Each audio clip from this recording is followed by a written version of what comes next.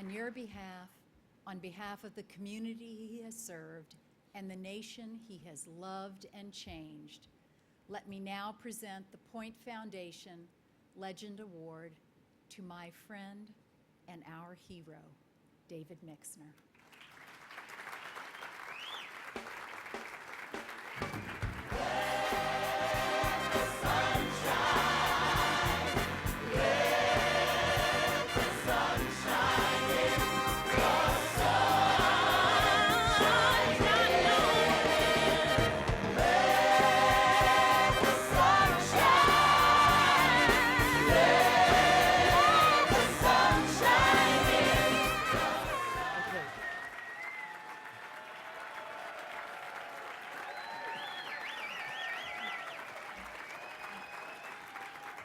Thank you.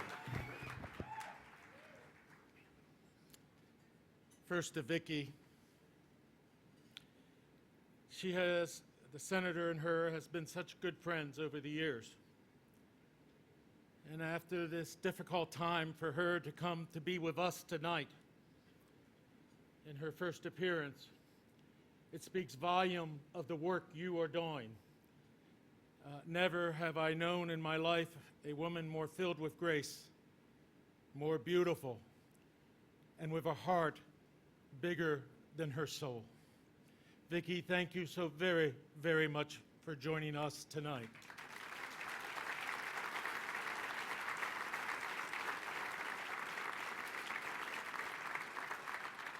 I am honored to share the stage with my other honorees, Citibank, and Jane, you greatly enriched this award tonight by being in the same evening as you, and I can't tell you how much that means to me. Thank you, Point Foundation. There's just one person I'm going to thank.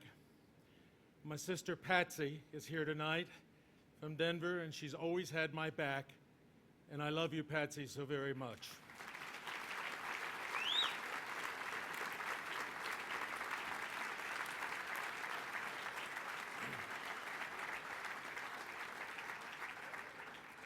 And a special thanks to Cheyenne and David and the entertainers and Alan Cummings. You're about what this community is about.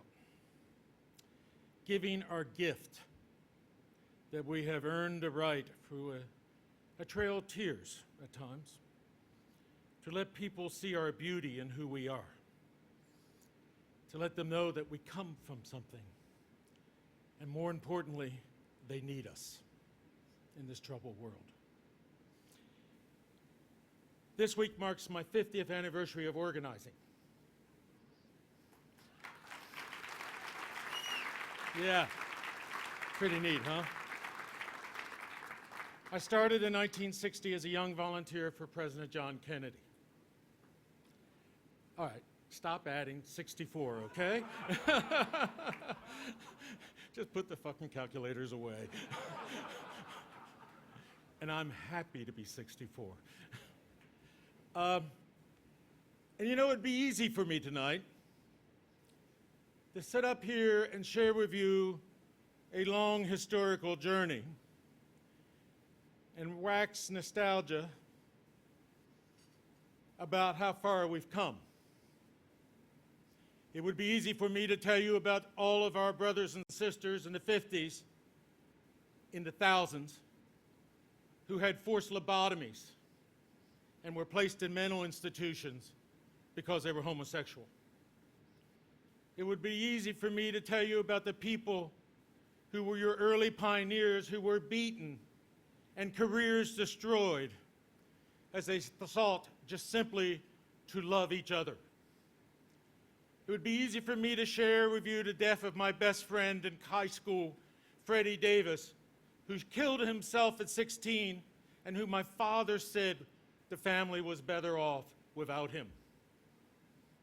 It would be easy to tell you about the time that my partner and I went to a dinner party in Los Angeles during the AIDS epidemic with liberals, and everyone else had china plates and we were served on paper plates. But that's too easy.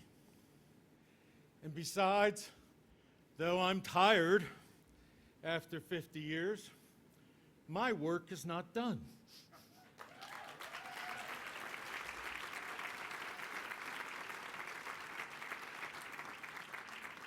We can learn from the past, but we can't dwell in it. We can't build upon the nobility and the honor and the dignity of 1,001 names that can't be and stand in this room tonight. We stand on the shoulders of giants who've come before us, and the greatest disgrace that I know is for us to dishonor their work by not getting the job done. We are engaged at this moment, and I want you to hear me, in the greatest epic civil rights struggle of your time. It is not next year. It is not in some sort of political timeline. It's not in the effort to make someone's political career more convenient. It is now. It is a struggle for full freedom and equality now. That's where we're at, and that's what we're going to achieve.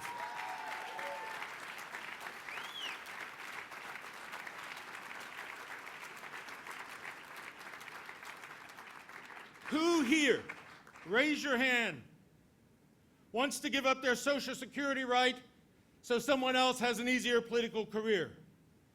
Who here wants to see their lover deported because we're not included in the immigration laws? Raise your hand.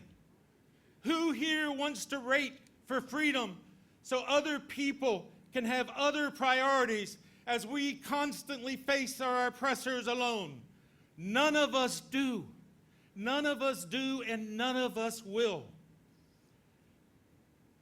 Now, we got to remember, and this is where 50 years comes in. This is where I get to be a wise man. In 1963, when I was involved in the Civil Rights Movement, Dr. King wanted to launch demonstrations in Birmingham. All the adults in Birmingham said, "Oh no, now's not the time, we'll upset people." Roy Wilkins of the NAACP and the organizations in Washington said, "Oh, please stop. You'll make our journey more difficult." But instead, Dr. King led high school students. High school students are young to face the fire hoses and the dogs of Birmingham and desegregated that city. And he's the one that has a holiday named after him. He is the one that represents the heart and soul of nonviolence in America. And we are faced with the same challenge. Many of us have been operating in a particular way. Some of us, myself included, has made our home in a particularly political party.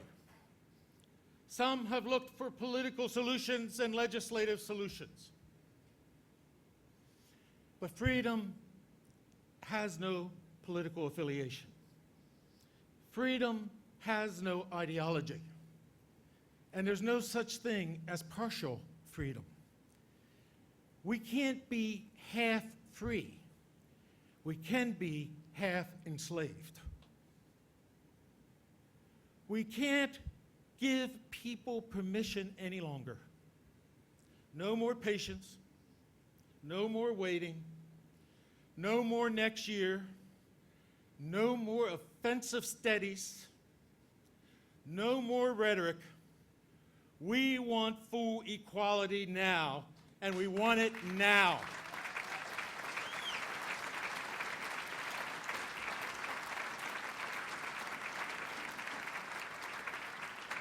For those of you who weren't on the March in Washington, it was the young who led us.